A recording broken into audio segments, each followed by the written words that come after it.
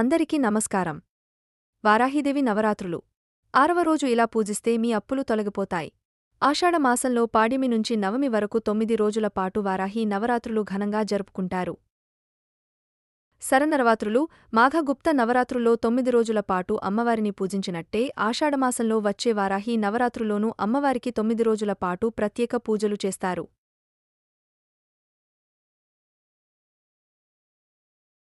మొదటి రోజు చిత్రపటాన్ని ఎక్కడ ఆహ్వానం పలుకుతారో నవరాత్రులు పూర్తయ్యే వరకు అక్కడే ఉంచాలి, మార్చకూడదు.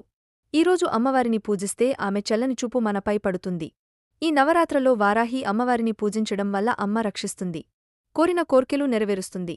అందుకే మీ శక్తి మేరకు పూజించండి. రోజూ అమ్మవారి పాదాల వద్ద వేసిన అక్షతలను తీసిపెట్టుకోండి.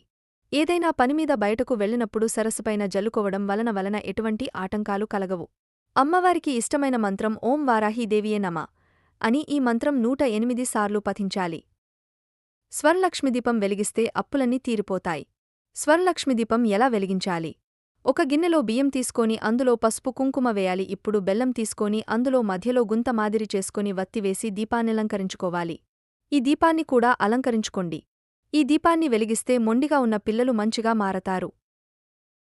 వారాహి అమ్మవారిని పూజిస్తే ఏ ప్రయోజనాలు కలుగుతాయి?